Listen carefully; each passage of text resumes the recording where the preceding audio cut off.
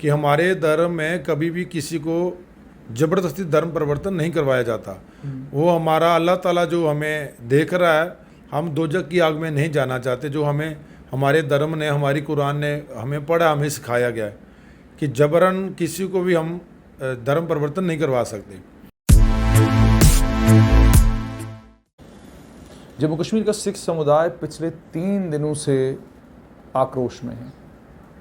आक्रोश का कारण ये है कि सिख समुदाय की 2 बच्चियां और उन 2 बच्चियों को लेकर कश्मीर घाटी में ये बात निकल कर आई है कि उन दोनों बच्चियों का ज़बरदस्ती धर्म परिवर्तन करवाया गया है और धर्म परिवर्तन कराने के बाद उनकी शादी भी हुई है।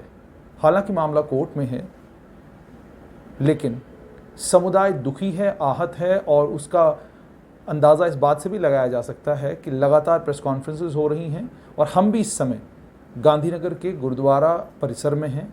और क्यों हैं, आप खुद ही अंदाज़ा लगा सकते हैं कि मामला कितना गंभीर है। मेरे साथ सिख समाज से जुड़े हुए अजमीत सिंह हैं, समाज सेवक हैं। पहले मैं इनकी पहचान आप लोगों से करा दूं। कोविड-19 के पूरे उस 1 साल, लगभग 1.5 साल होने लगा है। इस कोविड-19 के इस 1.5 साल के पूरे इस पीरियड में ये अजमीत सिंह जी हैं, वो लोग जो कोविड पॉजिटिव होने के बाद जिनकी मृत्यु हो जाती और परिवार के लोग सामने नहीं आते थे, या अगर आते थे तो 1-2 लोग आते थे और उनका अंतिम संस्कार करना लगभग मुश्किल होता था, तो उन सारे मामलों में अजमीत सिंह का एक बड़ा रोल रहा। सिर्फ इतना ही नहीं, अपने समाज के लिए नहीं बल्कि मुस्लिम समाज के लिए भी किसी भी समय अगर कोई परेशानी आई तो उस परेशानी के समय में हमने अजमीत सिंह को समाज की मदद करते हुए देखा। सिर्फ मुस्लिम समाज क्यों, किसी भी समाज पर किसी भी समय अगर कोई दिक्कत या परेशानी आई तो हमने अजमीत सिंह को सड़क के ऊपर देखा, अपनी गाड़ी लेकर देखा, दौड़ते भागते देखा, लोगों की मदद करते देखा। आखिरकार आज अजमीत सिंह भी परेशान क्यों हैं? अजमीत जी मुझे बताइएगा, आप तो सभी समाजों में काम करते हैं, आज आप दुखी किस बात से हैं? देखो, ये हमारा धर्म है जो सरबत का भला मांगता है। ये गुरु नानक साहब की फ़िलासफ़ी है। हम उस कैटेगरी में आते हैं जो गुरु नानक साहब ने ये धर्म चलाया। उसमें जात भी नहीं देखी, पात भी नहीं देखी, और सिर्फ गुरु नानक साहब ने इंसानियत देखी। हम उस धर्म के, उस कौम के बशिंदे हैं।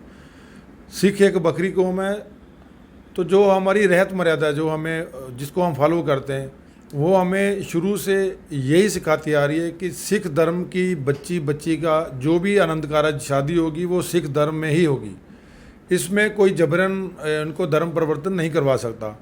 हम दूसरों के बहू बेटियां लेके उनको अपने घरों तक पहुंचाते रहे, हमारे पिछले बुजुर्ग, तो हमारे साथ कोई ज़बरदस्ती करे ये बात हमें डाइजेस्ट नहीं हो रही। उससे हम आहत हैं, दुखी हैं। जो पिछले 3-4 दिन से कश्मीर में जो अभी ये बर्निंग इशू, आग फैली हुई है कि जबरन हमारी 2 लड़कियों को धर्म परिवर्तन करवाया गया। मैं सबसे पहले, मैं किसी भी धर्म को बिल्कुल ये अलग नहीं समझता। मैं एक इंसानियत के नाते बोल रहा हूँ कि मुस्लिम धर्म में ये मैं 200% सच बोल के कह सकता हूँ और रिटर्न में देख सकता हूँ कि मुस्लिम धर्म में मेरे बहुत अच्छे लोग हैं, जो मेरे सज्जन मित्र दोस्त हैं। कभी भी मुस्लिम धर्म में ये, उनकी कुरान शरीफ में, उनकी आयत में कभी ये ना पढ़ा ना सुना। वो खुद बोल रहे हैं कि हमारे धर्म में कभी भी किसी को ज़बरदस्ती धर्म परिवर्तन नहीं करवाया जाता। वो हमारा अल्लाह ताला जो हमें देख रहा है, हम दोजख की आग में नहीं जाना चाहते। जो हमें हमारे धर्म ने, हमारी कुरान ने हमें पढ़ा, हमें सिखाया गया है कि जबरन किसी को भी हम धर्म परिवर्तन नहीं करवा सकते। ये कुछ शरारती अंसर होते हैं। मैं सारी कश्मीर की सिविल सोसाइटी को जो मैंने देखा वो अपील करना चाहता हूँ कि आप थोड़ा सा ये कर लेते कि ये अगर मसला तूल पकड़ रहा था तो सिविल सोसाइटी सामने आके इस मसले को ये क्लियर कर देती। पर मुझे कुछ ना कुछ ये दाल में कुछ काला लगता है कि जो सच्चा मुसलमान है वो कभी इस बात से डरता भी नहीं है कि मैं अगर फ्रंट में आ जाऊंगा, कि मैं अगर सिख के लिए खड़ा हूँ या मैं हिंदू के लिए खड़ा हूँ कि मुझे अपना समाज क्या कहेगा। वो सच्चा मुसलमान नहीं है। सच्चा मुसलमान वही है जो इंसानियत को इंसानियत के नाते देखता है। मैं उन सच्चे मुसलमानों की बात नहीं कर रहा। ये कुछ ऐसे लोग हैं जिनके पीछे शायद कोई सियासी वर्ग काम कर रहा है कि उन्होंने इस मसले को तूल पकड़ने दिया। अभी छोटी छोटी बच्चियाँ 18 और 20 साल की, जो कच्ची उम्र होती है, तो इनको अभी समझ नहीं होती तो इनके पेरेंट्स को या इनको अकेले में वर्गला के कुछ ऐसे शरारती लोगों ने ये ज़बरदस्ती तूल पकड़ाया कि इस कश्मीर में जो पहले शुरू से जो आग में झुलस रहा है वो आग ठंडी नहीं होनी चाहिए, क्योंकि एक सिख कौम ही थी जो मुसलमानों के साथ, मुस्लिम लीग के साथ खड़ी रहती है हमेशा, और मुस्लिम हमारे भाई हमारे सिखों के साथ खड़े रहते हैं। ये शायद कुछ शरारती अनसरों को ये पसंद नहीं था कि इनको भी जो सिख मुस्लिम की जो शांति है जो बरकरार ना रहे, इनको आग में धकेला जाए।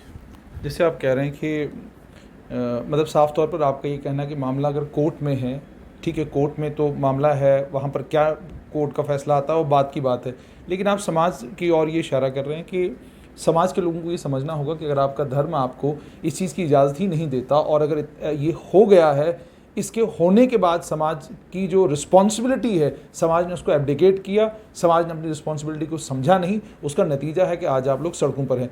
क्या इतने 3 दिन के बाद कुछ निकल कर आया है इससे, कश्मीर के समाज से आपको क्या कुछ सुनने को मिल रहा है? बिल्कुल, ये देखो, ये उन लोगों की जिम्मेवारी बनती थी जो धर्म के नाम पे भी जाने जाते हैं और सियासत के नाम पे भी जाने जाते हैं। धर्म और सियासत ऐसी चीज़ है, अगर सियासत को अगर आप ऊपर रखोगे तो धर्म को नीचे रखोगे, ये बात बनती नहीं है।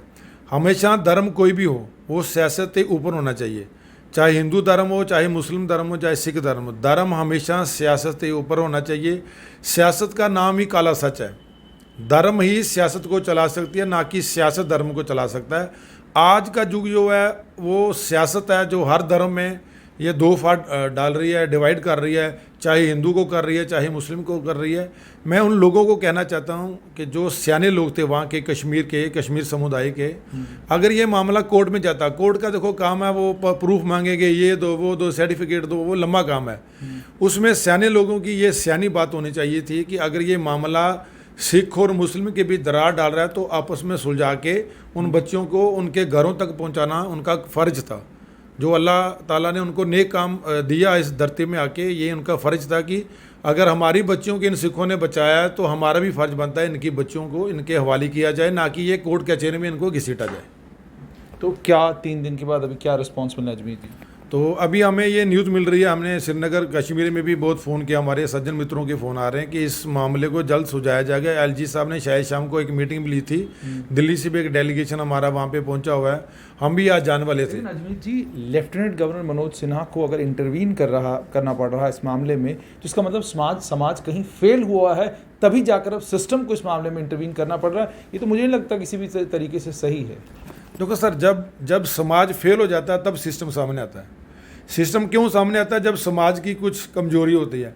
अगर समाज एकजुटता में रहता तो शायद सिस्टम को भी ये समझने में देर न लगती कि सिस्टम के सामने ये बात ही ना आती। समाज ही एक ऐसी चीज़ है जो सिस्टम को भी चला सकता है, जो अपनी कौम को भी चला सकता है, जो इंसानी के नाते भी ये उपदेश, ये पैगाम दे सकता है कि समाज में जितनी देर इंसानियत जिंदा है इंसानों में, तो चाहे कोई भी धर्म हो, कोई भी देश हो, वो देश हमेशा अपने भाईचारे में कायम रहेगा। जिस देश में इंसानियत जिंदा है वो देश हमेशा कामयाब रहेगा।